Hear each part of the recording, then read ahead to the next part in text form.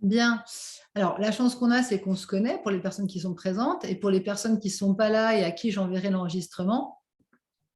Je vais juste me présenter rapidement. Je m'appelle Bénédicte Perrose et j'enseigne la méditation de pleine conscience et plus particulièrement, je suis instructrice en mindfulness based stress reduction, c'est-à-dire la réduction du stress par la pratique de la mindfulness. Alors, je vais revenir un petit peu dessus tout à l'heure parce que finalement, le mot stress, il a à la fois des bons et des mauvais côtés. Parfois, il peut faire un petit peu peur à tout le monde.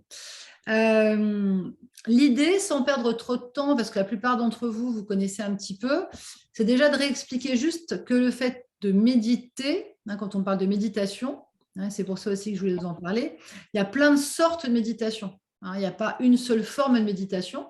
Hein, le Qigong, c'est méditation, le Kundalini, c'est méditation, la méditation de transe, hein, le yoga nidra. Donc, si vous voulez des méditations, il y en a plein. Hein.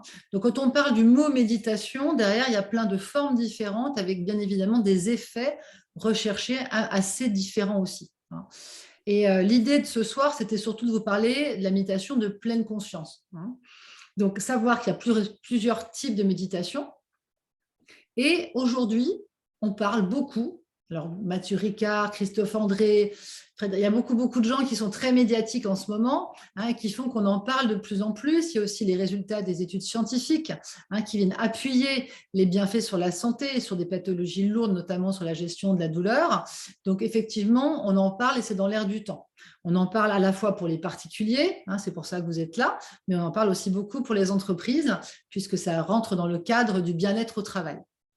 Alors, déjà, pour revenir un petit peu, je sais qu'il y en a certains qui pratiquent déjà, notamment à Hansa, la méditation de pleine conscience, déjà, c'est de comprendre ce qu'est la pleine conscience, et ça, c'est vraiment important.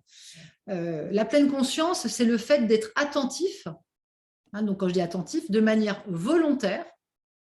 Donc, je décide de faire attention à tout ce qui se passe dans l'instant présent. Alors, vous allez me dire, mais qu'est-ce qui se passe dans l'instant présent et sur quoi je porte mon attention? Et ça, c'est important aussi. Souvent, la première idée, c'est l'attention portée sur le souffle. J'inspire, j'expire. Hein. Donc, on va dire que dans ce cas-là précis, l'attention, l'objet d'attention, c'est la respiration. Hein. Mais dans la pleine conscience, il y a plusieurs types de champs d'attention. La respiration, on va dire que c'est le plus simple. C'est celui qu'on retrouve dans beaucoup de cours de yoga, dans beaucoup de types de méditation. Mais on va aussi porter son attention, par exemple, sur les sensations corporelles. Tiens, j'ai un petit peu mal à l'épaule, j'ai un petit peu mal dans le bas du dos. Donc, être présent à nos sensations corporelles qui peuvent être agréables ou désagréables. Ça peut être l'attention portée sur les sons. Hein, j'entends un bruit, là j'ai quelqu'un qui parle au téléphone à côté, ça peut arriver. Hein, voilà. Les sons sont aussi des objets d'attention. Et puis, important aussi également, hein, parce que souvent c'est un petit peu des idées reçues qu'on a de la méditation, à porter son attention sur les pensées. Alors ça ne veut pas dire qu'il faut penser, ça veut dire que les pensées, elles font partie de nous, elles sont là, hein, elles vont, elles viennent. Et en fait, l'idée de la pleine conscience, c'est de se dire, ben, effectivement, je suis présent au va-et-vient des pensées, au processus des pensées. La tendance qu'on a souvent, c'est de se dire, je vais méditer parce que je pense trop et je ne veux plus penser. Ça revient très souvent. Ça ne marche pas du tout comme ça. Je vous rassure, plus on veut moins penser, plus ça revient. Et les ruminations, et les choses qui nous contrarient depuis le matin, qui reviennent toute la journée, eh ben, au contraire, la pleine conscience, elle va nous dire, tiens, je reste avec ça. Et c'est exactement le même processus sur les émotions. Oh, j'aimerais bien pouvoir méditer parce que je suis en colère et je ne veux pas être en colère. Je suis triste, je ne veux pas être triste. Je me suis disputée avec mon conjoint, avec mes enfants. Zut, je vais méditer, ça va aller mieux. Ben, ça ne marche pas comme ça. La pleine conscience, c'est quelque chose qui va dire, ben, tiens, ce matin, ça peut être de la gaieté aussi, hein, de la joie, bien sûr, mais ça peut être de se dire, tiens, ce matin, je suis angoissée, j'ai une boule au cœur, j'ai une boule au ventre. Restez avec ça. Donc ça, c'est vraiment essentiel de comprendre ce qu'est la pleine conscience par rapport à d'autres types de méditation en tout cas. Donc dans ces pratiques, je vais vous parler des pratiques après, dans ces différentes pratiques, on va intégrer tout cela. C'est-à-dire, on ne va pas essayer de le pousser, on ne va pas essayer de le mettre de côté, on va se dire, ça fait partie de la vie, c'est moi aujourd'hui, dans l'instant présent. Et je vous expliquerai pourquoi c'est important de comprendre cela et pourquoi c'est important dans la gestion du stress. Donc, on intègre cela et vous allez me dire, mais comment je fais pour m'entraîner à être présent à tout cela? Alors, pareil, souvent la tendance, c'est il faut que je m'installe en assise. On voit un petit peu les moines bouddhistes qui sont là, qui ne bougent pas du tout de la journée. Ça, c'est génial, mais ça ne marche pas non plus comme ça. Donc, je casse un peu toutes vos idées reçues. L'idée, c'est de se dire qu'il y a plusieurs pratiques pour entraîner son attention. Alors, en général, dans les programmes de gestion du stress, d'ailleurs, il faut que j'arrête de les appeler comme ça, on commence souvent par ce qu'on appelle des scans corporels. C'est-à-dire que là, vous êtes allongé sur votre lit, et puis vous avez un guide, un audio qui va vous expliquer comment rester présent, donc rester concentré volontairement sur les sensations dans le corps, dans différentes parties du corps, ce qu'on appelle un balayage corporel. Cet exercice, vous le faites coucher. Il n'y a pas besoin d'être assis. Vous pouvez le faire assis aussi, mais vous n'avez pas besoin d'être assis. Donc, souvent, on a peur de méditer, parce qu'on se dit, oh là, il va falloir que je m'assieds. Pas du tout, on peut le faire allongé. Donc, le scan corporel, c'est un exercice pratique de pleine conscience. Le deuxième exercice pratique de pleine conscience, c'est la marche méditative. Troisième exercice, les mouvements en pleine conscience. Par exemple, on va lever un bras très lentement. Et puis, on va être conscient des sensations dans le corps par le mouvement. Donc, en général, ce sont des exercices ou des séries de yoga, de hatha yoga, qu'on va faire de manière très, très lente, avec pour seul but, non pas de réaliser une posture, mais pour seul but à nouveau d'être attentif. Donc, en fait, ce qu'il faut se dire, c'est que toutes ces pratiques, elles n'ont qu'un seul objectif, nous entraîner à être attentifs. Alors, bien évidemment, ça va vous aider tout de suite sur la concentration, sur le sommeil. Il y a des effets très rapides sur certaines choses. Très vite, au bout de quelques semaines, on se rend compte qu'on dort mieux, qu'on est plus concentré. Alors, pourquoi on parle de ça aujourd'hui? Pourquoi moi je suis là? Pourquoi je suis motivée à développer ça et pourquoi ça se passe très très bien en ligne aussi? C'est qu'il se trouve que depuis maintenant une vingtaine d'années, il y a un professeur qui s'appelle le professeur Jon Kabat-Zinn qui lui était effectivement quelqu'un qui traitait des gens avec des grandes souffrances. Donc, on parle de cancer, des souffrances physiques très lourdes, très dures à gérer. Et puis, lui, il était bouddhiste. Alors, je précise, méditation de pleine conscience, c'est laïque. Mais en tout cas, lui, il était bouddhiste et il s'est dit, tiens, est-ce que je ne peux pas proposer des techniques à mes patients, voir si ça fonctionne, etc. Et il s'est trouvé que ça fonctionnait très bien. Et il s'est rendu compte que sur la gestion de la douleur en général, eh bien, effectivement, on pouvait perdre jusqu'à 50% de l'intensité de la douleur en pratiquant le scan corporel, la méditation assise, etc. etc. Alors, qu'est-ce qu'il a fait? Il a étendu ses études à d'autres pathologies. Et il a mis en place ce qu'on appelle des protocoles de 8 semaines de gestion, effectivement, par la pleine conscience, de gestion de la douleur. Et on s'est rendu compte que ça marchait très, très bien sur le stress en général.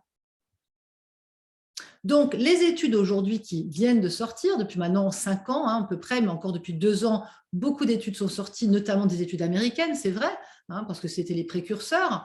Et on sait que ça fonctionne très bien sur les rechutes dépressives, sur les préventions du burn-out et burn-out, ça marche très, très bien. Les stress alimentaires, tout ce qui va être addiction, quelle qu'elle soit.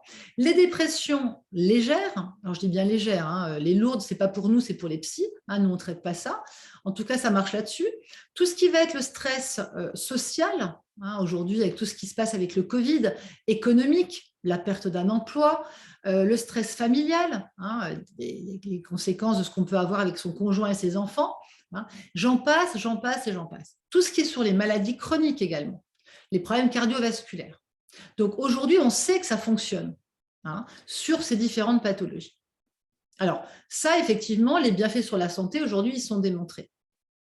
Moi, ce qui m'intéresse aujourd'hui, pourquoi je vous parle des programmes MBSR, et je vais vous expliquer comment ça fonctionne, le déroulement exact, c'est qu'il n'y a pas besoin d'attendre C'est ça le message aujourd'hui, d'être stressé, d'être en burn-out, d'être dépressif, d'être en rupture familiale, sentimentale, etc., ou d'avoir des maladies chroniques, pour se mettre à méditer et pour ancrer quelque chose d'un petit peu plus solide. Hein. Parce que, en fait, c'est un petit peu comme la médecine chinoise. Souvent, on attend un peu que le corps craque pour se dire, tiens, il faudrait peut-être que je fasse quelque chose. Et c'est ce qui se passe en Occident. On attend d'être malade pour se dire, tiens, quel thérapeute je vais aller prendre, quel médicament je vais prendre et pourquoi je ne me mettrai pas à méditer. Donc, moi, je suis passée par là il y a 10 ans. Il y a 10 ans, j'ai attendu d'être un petit peu down pour me dire, tiens, il faut que je me réveille. Et ça m'a sauvée. Ça a été complètement salvateur pour moi. Donc, je sais vraiment d'où je viens. Et mon but aujourd'hui, c'est justement d'éviter peut-être à certaines personnes d'attendre d'être dans ces maladies chroniques, dans ces dépressions, dans ces burn-out, pour dire, mais non, méditez parce que ça fait juste du bien au quotidien. Donc, n'attendons pas. Donnons-nous des clés pour pouvoir gérer tout cela.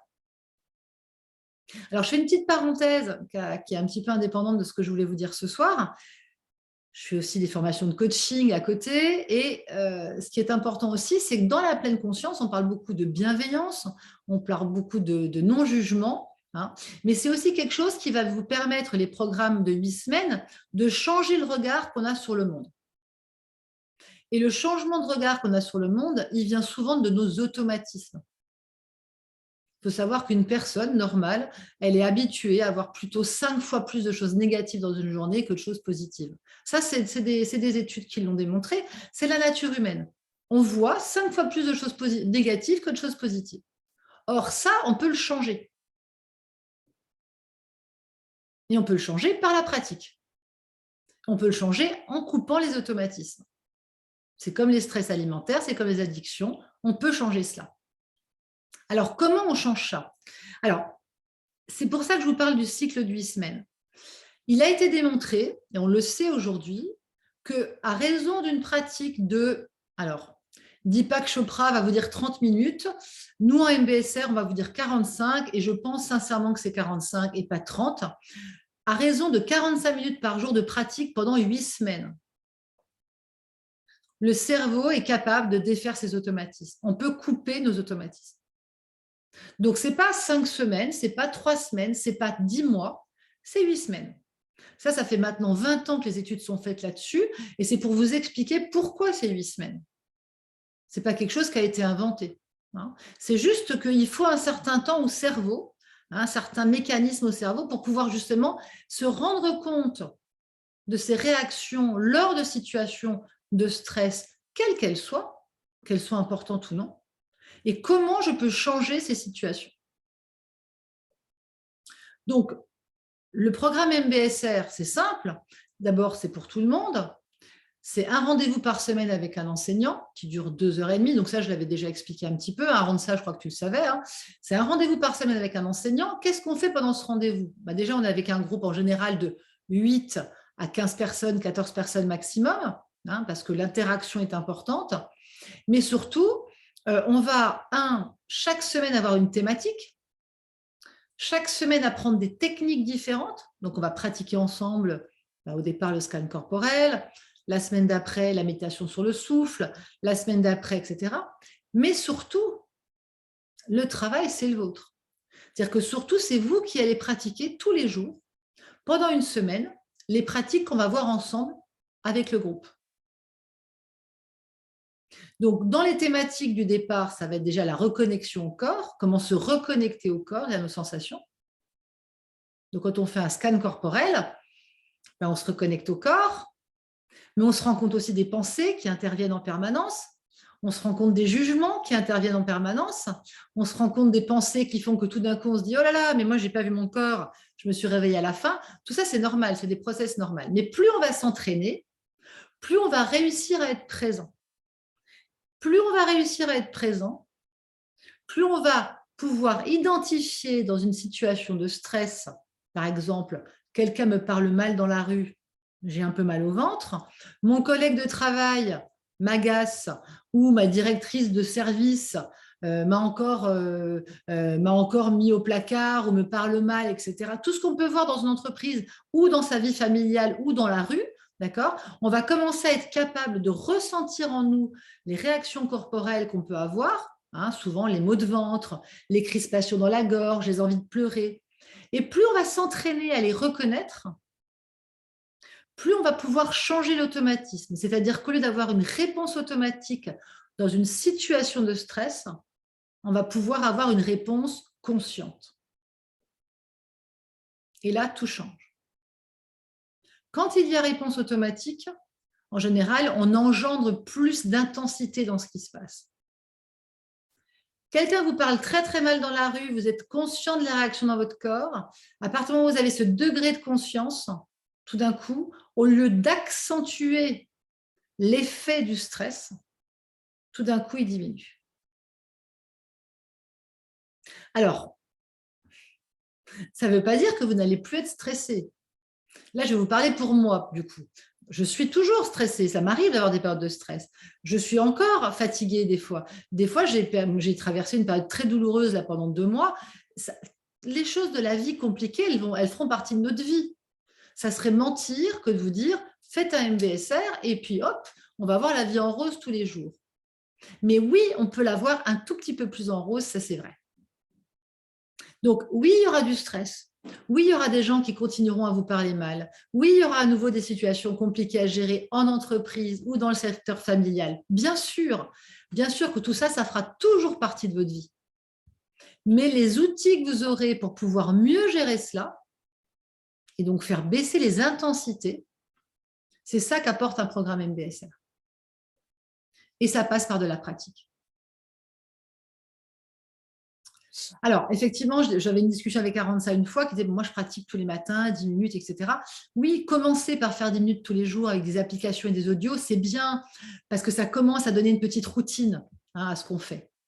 Mais il y a un moment donné, il faut vraiment donner un coup d'accélérateur quand on veut vraiment changer les choses. Et le MBSR, ce n'est pas quelque chose, je ne vais pas vous mentir, vous n'allez pas continuer à pratiquer 45 minutes par jour tous les jours après. C'est souvent ce qu'on me dit. Oh, mais ça veut dire qu'il va falloir que je pratique toute ma vie 45 minutes. Non. Ça veut dire qu'une fois que vous avez fait ça pendant 2 mois, si vous regardez 8 semaines sur l'échelle d'une vie, qu'est-ce que c'est? C'est pas grand-chose, hein. Mais quand vous avez fait ça pendant 2 mois et que vous avez compris comment ça fonctionnait, que vous vous êtes approprié finalement la manière de méditer, comment s'en servir. Il y a des jours, j'ai envie de faire un scan, il y a des jours, vous avez envie de faire une assise, il y a des jours, vous allez faire de la marche méditative, il y a des jours, vous allez faire juste 20 minutes de respiration. Vous allez vous servir des outils. Une fois que vous avez ces clés, ben c'est comme un jardin un petit peu. Le jardin, il faut beaucoup travailler au départ, mais une fois que c'est installé, votre jardin, une fois que vous avez mis les bases, ben après, c'est de l'entretien. Alors oui, on continue après, bien sûr, le cerveau, il faut continuer à l'habituer à cette pratique. Mais c'est un petit peu quelque chose qui va infuser en vous. Et si vous faites 45 minutes tous les jours pendant 2 mois, eh ben cette méthode, elle infuse en vous après. Donc, elle infusera en vous toute la journée, tout le temps. Et vous entretiendrez un tout petit peu tous les jours. Alors, j'espère que j'ai été claire sur la méditation, sur la pleine conscience, sur les effets maintenant vraiment. Alors, je ne vais pas vous faire des tableaux parce que sur Internet, vous avez tout. En général, ils ont fait des très, très belles études à Harvard. Et puis là, on a fait des études en France à l'Institut de Lyon avec Mathieu Ricard. Vous savez, il a des électrodes partout sur la tête. Donc aujourd'hui, les résultats, vous allez les trouver très facilement. Moi, je n'aime pas vendre des résultats, même si c'est très français de vouloir avoir des résultats à l'appui. Moi, ce que je veux vous parler, c'est surtout de pratique. C'est-à-dire qu'il n'y a que la pratique qui fera que les choses vont changer. Et puis, il faut que ça fasse sens pour vous. Il faut que vous vous disiez, tiens, en mon fort intérieur, j'ai envie de changer quelque chose dans ma vie, je sais que j'y arrive pas toute seule. Est-ce que, justement, ces programmes, avec un groupe autour de moi pour m'aider, est-ce que c'est ça qui va pouvoir me faire enclencher quelque chose d'un petit peu plus fort? Est-ce que vous avez des questions ou est-ce que c'est clair ce que je vous dis? Aranza, est-ce que tu as une question à me poser? Non, là jusqu'alors, non. Je trouve que c'est clair. Tout est plutôt Ça clair. correspond à ce que je t'avais dit la dernière fois un petit peu. Ouais, voilà, c'est ça, ça ressemble à ce qui avait été dit la dernière fois. Après, moi, les questions que j'ai, c'est plus par rapport à, euh, je ne sais pas, autant que ça représente donc, en plus de ce rendez-vous par semaine, Mhm. il y aura des exercices à faire, etc. Tous ces exercices-là nous sont donnés pendant ce rendez-vous-là de la semaine. Exactement. En fait, D'accord. chaque jour, donc, on pratique une fois ensemble. Ouais. Ensuite, tu as un petit mail le soir qui te dit, ben voilà, mais tu sais ce que tu as à faire. On va te dire, première semaine, tu as un scan corporel à faire tous les jours. Alors, tu comptes pas le jour, bien évidemment, où tu l'as fait avec moi. Ça fait 6. En général, je suis une des rares profs à dire, si vous avez un dimanche dans votre semaine, c'est pas grave. Mais théoriquement, en MBSR, on vous dit que c'est quand même 6 jours sur 7. Ouais. Voilà. Les horaires, c'est quand tu veux, c'est-à-dire Mhm. que tu peux pratiquer le matin. Moi, je me lève très tôt le matin parce que je le fais le matin, parce qu'après, je me laisse vite dépasser par la journée, mais il n'y a pas de règle. Tu peux le faire le soir avant de te coucher, dans ton lit, le scan corporel, c'est parfait. Tu peux le faire entre midi et 2. Tu te le mets dans une salle si tu peux le faire dans ton bureau et tu Mhm. fais ton scan corporel un petit peu allongé sur ta chaise et tu manges une pomme et voilà, tu le fais dans ta voiture. Il n'y a pas de règle si tu veux. C'est quand tu peux le faire dans la journée. Après, dans les exercices, c'est essentiellement des exercices de pratique. Donc, tu auras en gros, si tu fais le programme, c'est 45 minutes par jour à accorder pendant 8 semaines. Alors, bien sûr que si un jour vous ne le faites pas, il ne faut pas vous flageller. Ça aussi, il y a beaucoup de bienveillance dans l'enseignement. On ne va pas vous dire, on ne va pas vous taper sur les doigts. On sait que c'est dur. On sait que ce n'est pas facile à enraciner au départ. Mais on est là pour vous motiver. On est là pour vous encadrer. C'est pour ça que ça marche, les programmes NBSR. C'est parce qu'on est là pour vous donner toutes les clés pour que ça fonctionne. Mhm. Et en tout cas, D'accord. ce qui est sûr, c'est qu'il faut partir en se disant, c'est 8 semaines qui peuvent changer ma vie. Je pars en me disant, je préviens mon conjoint, je préviens mes enfants. Moi, j'ai eu beaucoup de personnes l'an dernier avec des enfants en bas âge, où effectivement, le conjoint lui disait, ben voilà, tu sauras que moi, le soir de 7h à 8h, je ne suis pas dispo, ou le matin de 7h à 8h, voilà, pendant 2 mois, je vais m'occuper de moi. Ouais. Voilà. Donc ça, c'est quelque chose que vous allez faire pour vous. Mhm. Mais oui, j'aime pas le mot discipline, hein, rendre ça, ça me plaît pas parce que le mot discipline, ça va pas avec la pleine conscience. Mais j'aime bien le côté rituel. Oui, voilà, c'est ça, c'est ça. Hein. C'est C'est un plus le côté rituel qu'on va mettre rituel. en place. Ouais, tout à fait. Et Ouais, ça donne des clés. Ça donne des clés. Et ça oblige, Valérie, je ne la vois pas, mais Valérie, ça oblige à s'arrêter de temps en temps. Mhm. Hein. Oui, D'accord. Dans un monde où on court tout le temps, on a toujours une obligation. On a toujours à faire à manger à sa fille, on a toujours à travailler plus, on a toujours à faire ceci, on a toujours, bien évidemment, tout à fait. Donc oui, oui, oui, complètement. C'est une volonté d'aller dans cette démarche. Voilà. Donc, il faut être curieux, il faut avoir envie de changer des choses, mais c'est quelque chose qui peut vous aider. Et je te dis, entre le sommeil, la peur, l'anxiété, les stress alimentaires, tout ce qui est lié à l'alimentation aussi, quand on veut changer ses habitudes alimentaires, le stress qu'on a quand on va tous les jours au bureau et que des fois on a un nœud dans le ventre quand on croise quelqu'un, ben, ça se défait. Voilà. Ça se défait grâce à ces pratiques. Et je le sais parce que je l'ai vécu. Donc, je ne serais pas là, je ne l'enseignerais pas si je n'étais pas passée par là. Voilà. Et souvent, les enseignants de pleine conscience, c'est des gens qui sont passés par là, tout simplement. Et ils se sont, entre guillemets, guéris ou sauvés grâce à, voilà, moi j'ai dit Salvateur il y a 10 ans et je le pense encore, mais même guéri, moi, pour une maladie chronique, que j'ai vraiment guéri comme ça, tout à fait.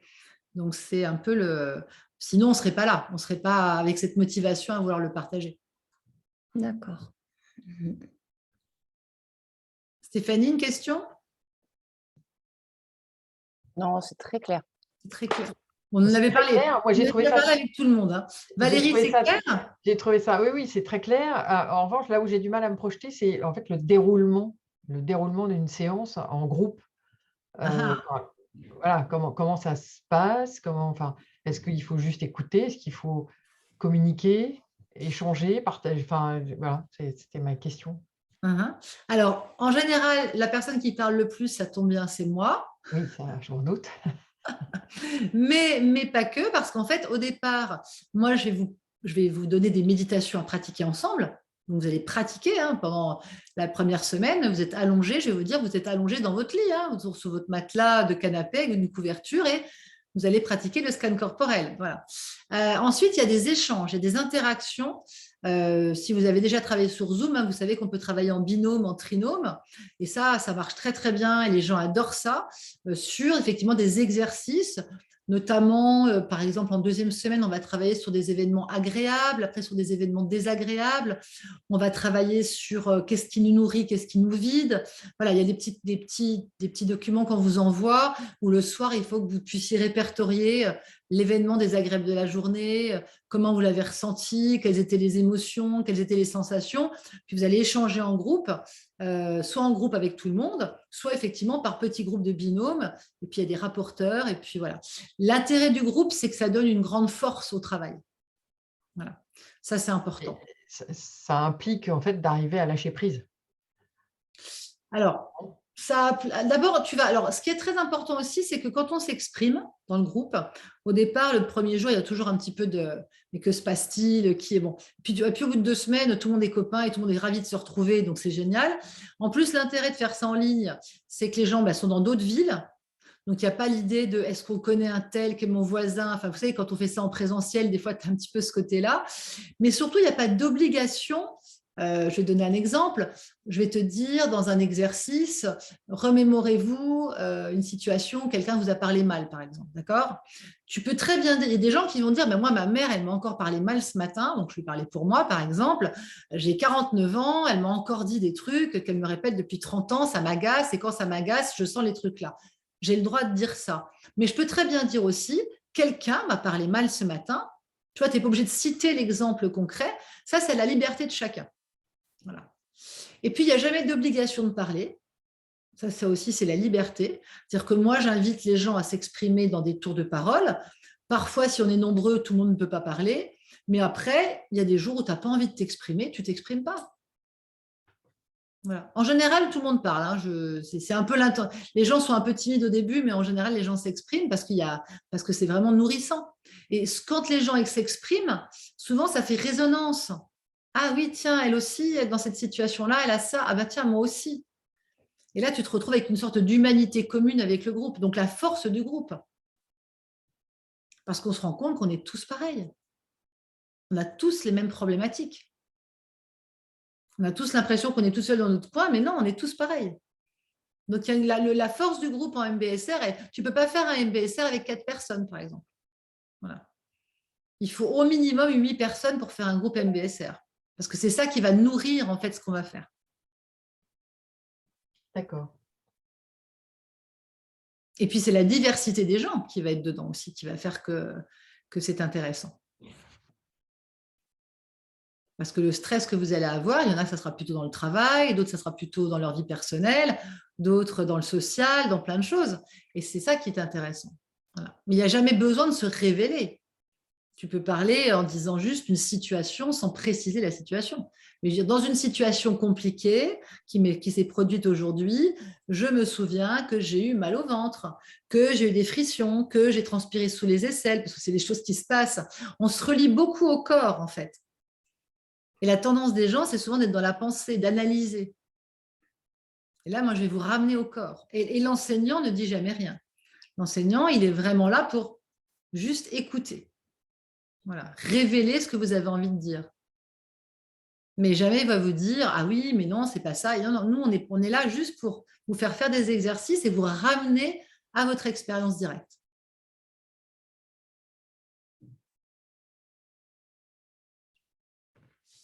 Moi, j'ai une petite question en plus. Bien sûr. C'est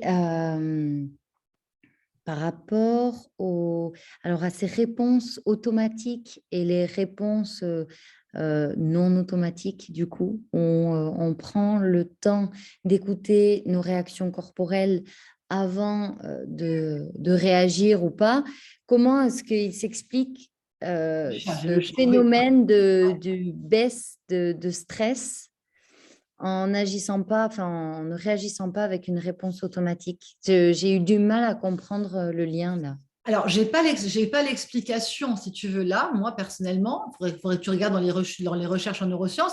Mais ce qui est réel, c'est que souvent, ce qui nourrit, c'est la réponse automatique. C'est l'automatisme. Quelqu'un te parle mal, tu cries.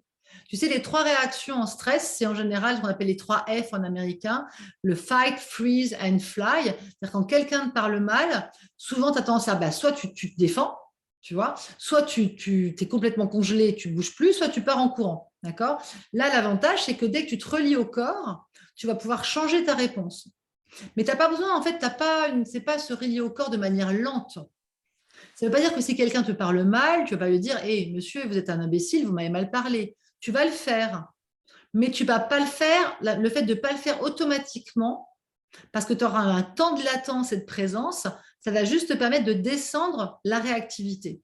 Ça ne veut pas dire qu'elle s'arrête, ça veut dire qu'elle descend. Et à partir de là, oui, ta réponse n'est plus la même. Le taux vibratoire n'est plus le même. D'accord. Je vais être un peu vache, tu vas pas dire oui, vous êtes un gros con, ça c'est ce que tu vas peut-être dire en automatisme. Et puis là, tu vas peut-être dire bah non, mais il ne faut pas me parler comme ça, c'est pas correct.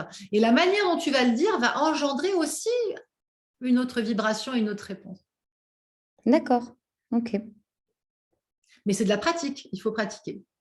Mais ça fonctionne, voilà. Ça fonctionne et au bout de 8 semaines, les résultats, en tout cas, sont là. Il ne faut jamais faire un MBSR en s'attendant à quelque chose, hein, parce qu'on est d'accord, la non-attente fait partie des piliers de la pleine conscience. Hein, dans la nature humaine, et on attend toujours quelque chose. Je vais dans une soirée, il faut que ça soit super. Ben non, pas forcément super. Pourquoi on est déçu et frustré? Souvent parce qu'on s'attend à quelque chose. Et quand on s'attend à rien, finalement, c'est là où tout est possible. Le champ des possibles est là quand on s'attend à rien. Et ça s'entraîne aussi. Ok. Oui, mais malgré tout, si on fait cette formation, c'est que quelque part, si tu veux, tu en attends quand même quelque chose, parce que sinon, tu ne la ferais pas. Tu vois? Oui, alors il y a toujours une attente au départ, mais on va travailler sur la non-attente quand même. Parce que malgré tout, cette formation, normalement, elle devrait donner lieu à effectivement Oui, mais elle donnera lieu à des choses différentes bien-être, pour à les quelque chose personnes. de… Elle va donner lieu, chaque personne va avoir une réactivité, une réaction et une manière de vivre ça différemment. Donc, tu ne peux pas dire, à la fin d'un MBSR, il va se passer ça. Moi, je ne sais pas ce qui va se passer pour toi ou pour les personnes qui vont participer. Non, mais ce que je veux dire, c'est qu'il peut arriver qu'il y ait quand même des frustrations à la fin de Peut-être, de la période de formation. peut-être, sauf si on travaille sur la non-attente. La frustration, elle vient de l'attente, dans la vie en général. Oui, c'est vrai. Voilà. Et donc, dans le programme MBSR, on va travailler sur la non-attente. Ça fait partie des 8 piliers de la pleine conscience. Le fait de ne pas attendre quelque chose. Et à partir du moment où tu n'attends rien, tout est possible. D'accord, je comprends. Donc, c'est plus des formations qui doivent faire sens. C'est-à-dire qu'il faut que tu sentes en toi que ça te parle, si tu veux. C'est pour ça qu'on n'a pas besoin, nous, de vendre ce genre de choses. Nous, on en parle aux gens. Et en général, ceux qui font les formations, c'est que ça leur parle. C'est qu'ils disent, tiens, effectivement, ces petits outils, ces petites clés, elles sont pour moi. Mais justement, l'idée de la frustration et de l'attente, ça fait partie du travail qu'on va faire. Parce qu'on est toujours en attente. C'est la nature humaine. C'est comme de voir 5 fois les choses négatives. Mais tout ça, ça se change.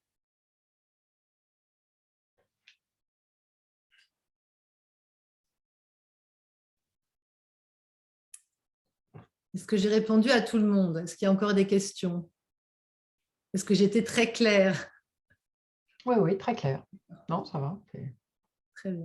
Bon, après, là, c'était vraiment, voilà, c'était l'occasion de dire à ça. Voilà, je sais que j'ai pas mal de gens qui m'ont envoyé des petits messages, je leur enverrai l'enregistrement. Mais en tout cas, voilà, l'idée, c'était d'essayer de dégrossir un peu ces programmes et surtout aussi de les sortir de leur nom parce que le Mindfulness-Based Stress Reduction, on se dit, mais moi, je ne suis pas forcément stressée et j'aimerais bien quand même apprendre à méditer. Il ne faut pas se dire que c'est uniquement pour les gens très stressés. Mais en tout cas, c'est vraiment un outil qui apprend à gérer beaucoup de choses au quotidien, dans des situations compliquées, dans des situations complexes, dans plein de choses qui peuvent se passer, notamment avec tout ce qui se passe aujourd'hui. Hein. On voit ce qui se passe avec le Covid. Hein, la peur, les angoisses, les frustrations, l'incertitude par rapport à l'avenir. Et ça, on peut vraiment changer la manière de voir les choses.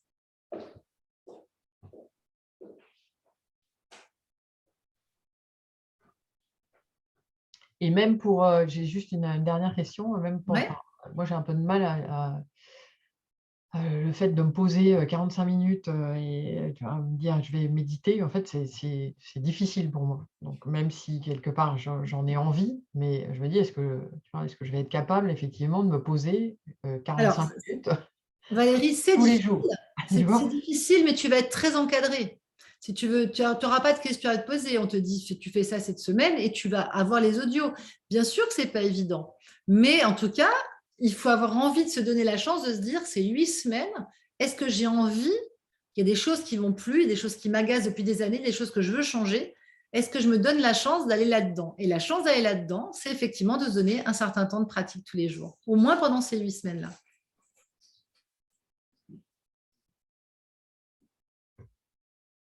Mais oui, je n'ai pas dit que c'était simple, hein, ce n'est pas un coup de baguette magique. Mais ça, je trouve que ça en vaut la peine. Après, il faut que ça fasse sens pour toi.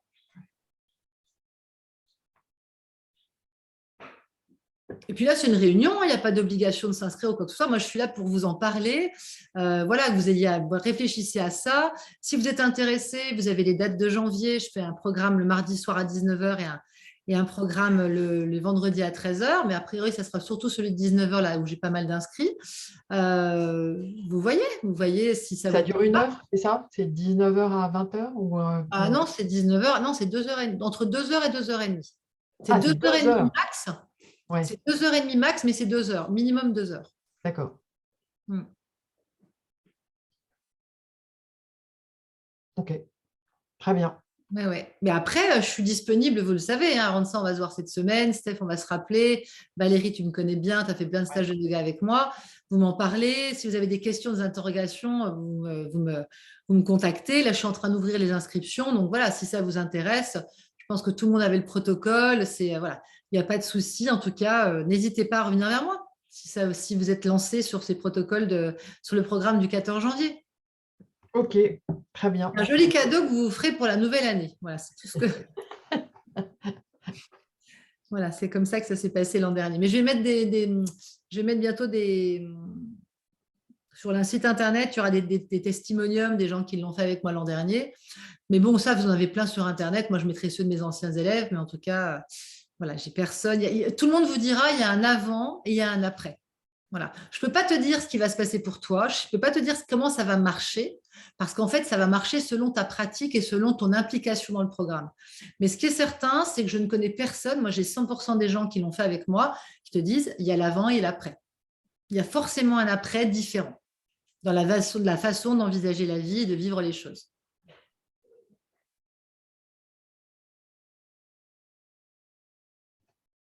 D'accord. Bon, bah, Merci. s'il n'y a plus de questions, c'est très bien. Bon, vous me rappelez, vous me donnez un petit signe de Ouais. coucou dans la semaine si jamais ça vous intéresse, au moins un petit mail, en tout cas pour me dire si au moins je note votre nom, hein, sans obligation d'inscription définitive. Mais en tout cas, si ça vous parle ou si même si vous pensez qu'il y a d'autres gens que ça peut intéresser maintenant que vous avez toute l'explication, moi j'ai enregistré, là je vais l'arrêter. Hein, mais surtout, n'hésitez pas, voilà, enregistrement.